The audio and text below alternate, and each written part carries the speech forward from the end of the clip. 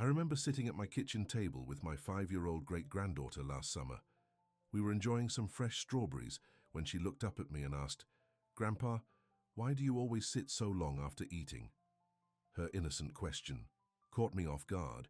I chuckled and told her it was because old people need to rest after meals. But the truth is, I was doing something that had saved countless lives during my medical career, including possibly my own. You see, just 2 years earlier, my dear friend Harold, a robust 83-year-old who played tennis 3 times a week, collapsed in his garden. He had just finished Sunday lunch with his family and decided to immediately tackle some yard work. Within minutes, he was on the ground. The paramedics confirmed what I feared. Harold was having a stroke. When I visited him in the hospital days later, his right side paralyzed and speech slurred, he whispered something I'll never forget. If only I had known what I was doing to myself. That's why I'm talking to you today. Because what you do in those critical 30 minutes after eating could be silently setting you up for disaster. And no one's talking about it, certainly not to us seniors. I'm Dr. Richard Harmon. I've been practicing medicine for nearly 65 years, and at 91 I still see patients 3 days a week.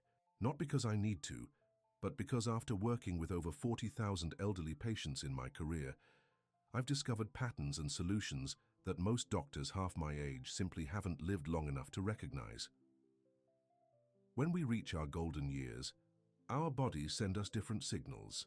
Signals that younger doctors often misinterpret or dismiss. It's just aging, they tell us. But I'm here to tell you, as someone who's both a doctor and in his 90s, there's a profound difference between normal aging and unnecessary suffering. Let me tell you about Martha, an 87-year-old patient of mine. For years, she experienced dizziness and fatigue after meals. Her previous doctor had prescribed medication for vertigo. But when I asked about her post-meal routine, she mentioned she always did the dishes immediately after eating, standing at the sink for 15-20 minutes, then often feeling so lightheaded she needed to grab onto something to steady herself. What Martha didn't realize, what millions of seniors don't realize, is that this simple habit was drastically increasing her stroke risk.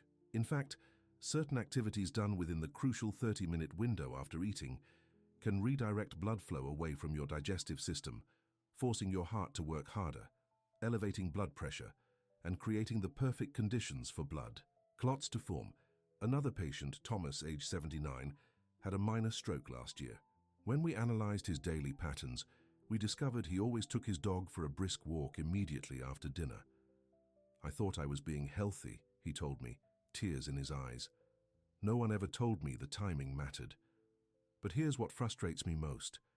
This risk is completely preventable. Yet doctors rarely discuss it with their older patients. Let me explain what's happening in your body when you eat. As we age, our circulatory system becomes less efficient. Our blood vessels lose elasticity and our hearts work harder to pump the same amount of blood. When we eat a meal, our body diverts up to 25% of our total blood volume to our digestive tract. This is normal and necessary for proper digestion. But here's the critical part that changes as we age. This blood diversion creates a temporary state where other parts of our body, particularly our brain, receive slightly less blood flow. In younger people, the body compensates easily. But for us seniors, this compensation mechanism is far less effective. When we immediately engage in certain activities after eating, we're essentially asking our body to perform 2 blood-intensive processes simultaneously, digestion and whatever activity we've chosen. Our aging cardiovascular system simply cannot meet both demands effectively. Blood pressure rises, heart rate increases, and the risk of clot formation, the primary cause of stroke, rises dramatically. Studies from the National Institute on Aging have shown that certain post-meal activities can increase stroke risk by up to 300% in adults over 70. That's triple the normal risk. Yet this information rarely makes it to those who need it most, people like you and me. Now, I know what you're thinking. So I'm supposed to just sit around after every meal? Not at all. In fact, I'm about to share with you a simple protocol I've developed over decades, one that my patients call the After-Meal Protection Plan. It's straightforward, costs nothing, and you can start it today. This isn't some fad or gimmick. This is medical wisdom based on understanding how our aging bodies actually function. And the best part, most people begin noticing benefits within just 7 days.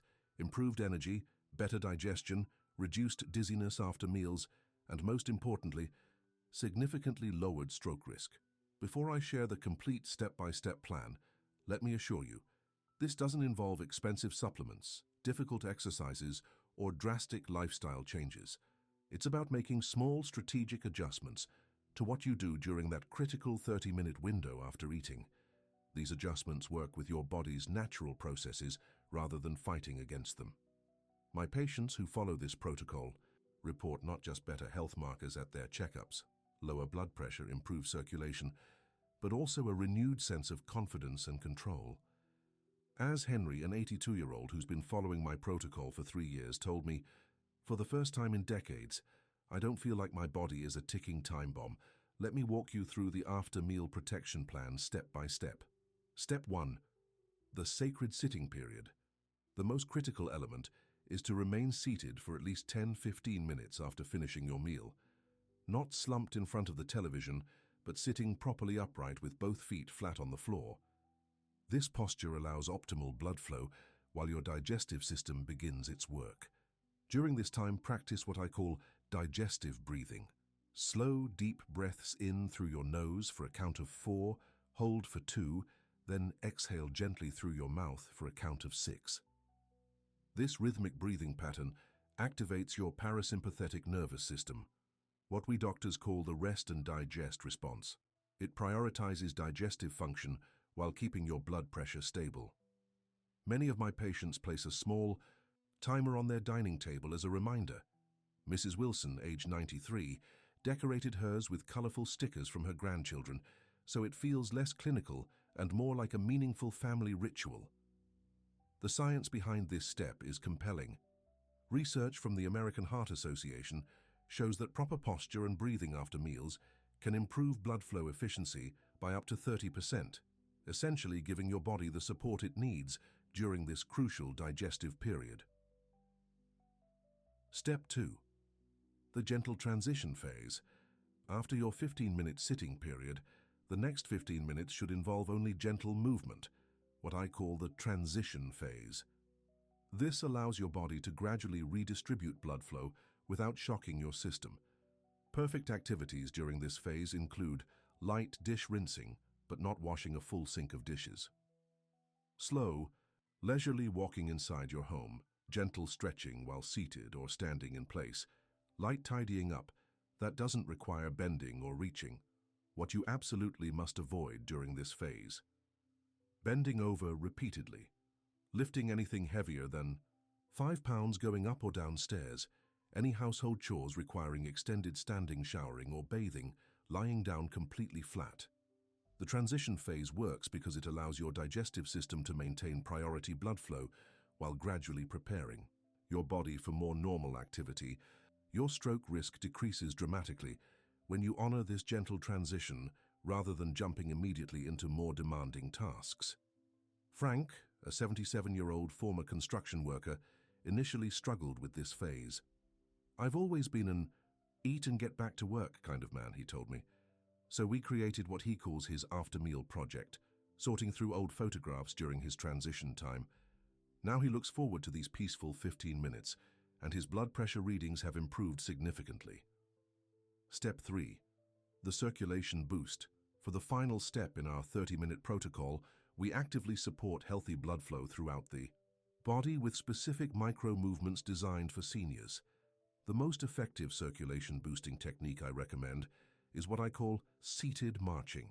While remaining seated in your chair, slowly lift one knee at a time as if marching gently in place. Aim for 20-30 slow raises with each leg.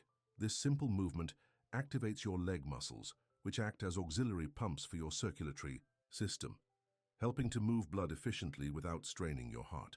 Follow this with gentle ankle rotations, 5 in each direction for both feet, which specifically helps prevent blood pooling in the lower extremities, a common issue for seniors that can contribute to clot formation. Finally, perform 10 gentle, Shoulder rolls backward, which improves upper body circulation and reduces tension that might be restricting blood flow to your brain. These movements may seem simple, but they're strategically chosen to activate what vascular specialists call the muscle pump effect, essentially helping your heart circulate blood more efficiently without raising your blood pressure. Edith, an 85-year-old patient of mine who suffered a minor stroke 2 years ago, tells me her doctors at the rehabilitation center were amazed at her recovery progress after she began following this protocol. One nurse asked what my secret was. Edith told me with a smile. I told her it's what I don't do after eating that makes all the difference.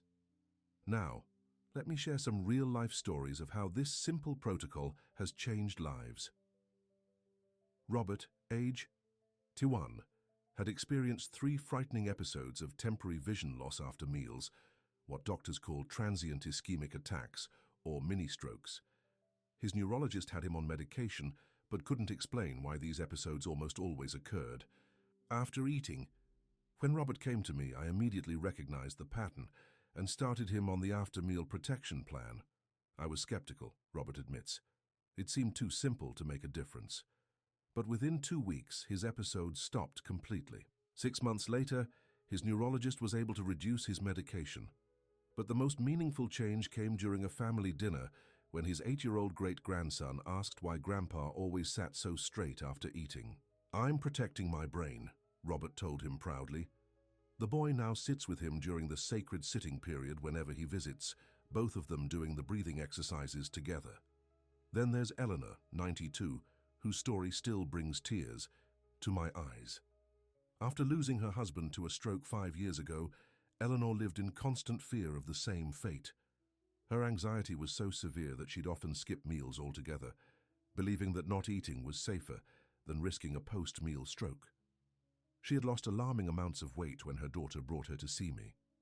We started her on the protection plan, gradually rebuilding her confidence in eating regular meals. The structured protocol gave her a sense of control and security.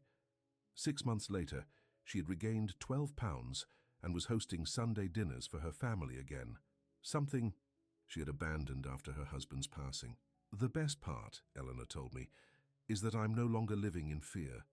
I know exactly what to do to keep myself safe." Her daughter added that it was the first time since her father's death that her mother seemed truly present and engaged with the grandchildren, rather than distracted by anxiety.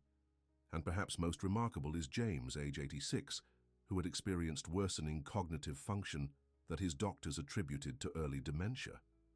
What they failed to recognize was that James always took his daily shower immediately after breakfast, one of the most dangerous post-meal activities for seniors due to the extreme blood flow redistribution it requires.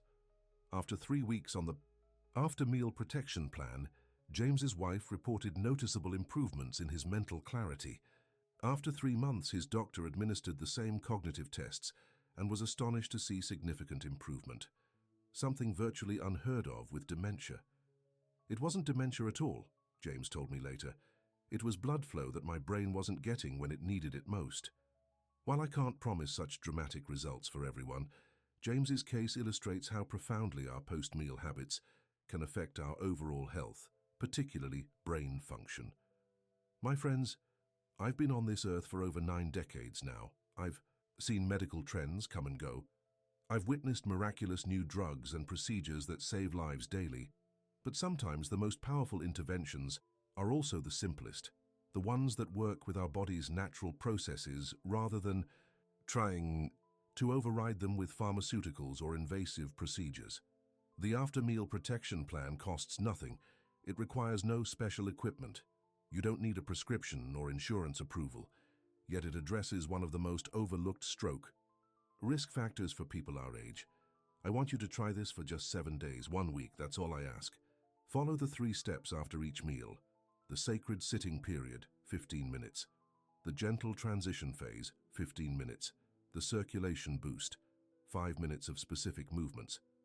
Mark each completed session on your calendar or in a notebook. Notice how you feel, not just physically, but emotionally. Many of my patients report a profound sense of empowerment just from taking this active role in their health. After 7 days, You may notice improved digestion, better energy levels throughout the day, reduced dizziness, and more stable blood pressure. Your family might comment that you seem more present, more engaged, because when we're not experiencing those subtle post-meal symptoms that we've mistakenly attributed to just getting old, we can fully participate in life again. Remember Martha, who used to get dizzy doing dishes after meals?